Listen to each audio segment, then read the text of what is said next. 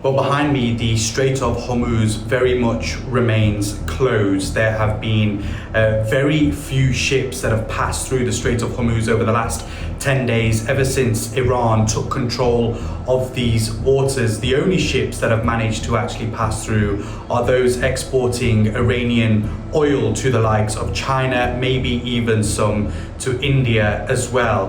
But around the entrance of the Strait of Hormuz, there are around 1,000 vessels now waiting to pass through, 200 of them oil tankers. You may be able to see some in the distance just behind me. To my left hand side, there are dozens and dozens, if not hundreds of tankers waiting to pass through. But what would usually be an incredibly busy waterway where 20% of the world's oil usually passes through, around 20 million barrels a day, these have now become very dangerous and very perilous waters. That's because, of course, they are in the Iranian control. So if anyone does try and cross through, then Iran is targeting that vessel. We've seen that over the last few days. There have been a number of ships that have been targeted, including a ship off the coast of the UAE. A German ship was struck by an Iranian drone. We've also seen 2 oil tankers have been targeted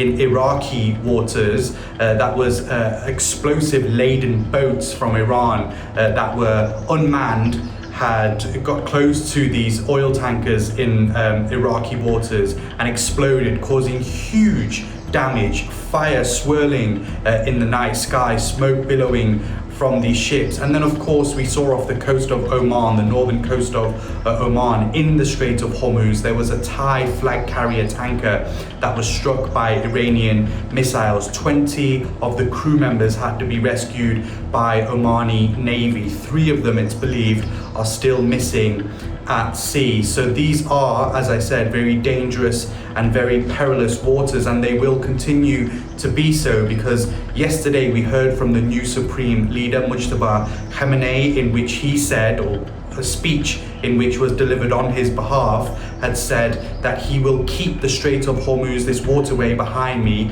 closed to apply pressure on the US and Israel. But it's the pressure that we're seeing on oil markets which is causing a huge concern for around the world. We're seeing oil prices increase as a result. Fuel in countries like Pakistan, in other global south countries, even as far as the US, the United Kingdom, we are seeing fuel prices rise. But remember, it isn't just oil that passes through here, fertilizer as well, many other goods, including food as well. So we may see food prices increase more and more in the coming days and weeks. There was some suggestion that help could be on the way to help the traffic get through the Strait of Hormuz. There was suggestion that President Trump could be sending US Navy vessels to support that. But we heard yesterday from 2 US officials. Firstly, we heard from Chris Wright, the US Energy Secretary, who said that the US is not ready to escort tankers through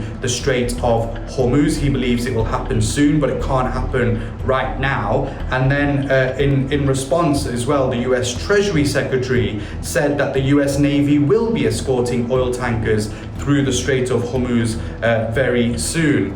There's a problem here though, because Iran may have planted mines in these waters. If they have planted mines, then this could be a worst case scenario for tankers trying to cross through, also a worst case scenario for the oil markets as well. And it would make any mission by the US or even European Navy vessels to come and help with this situation, it would make that almost impossible.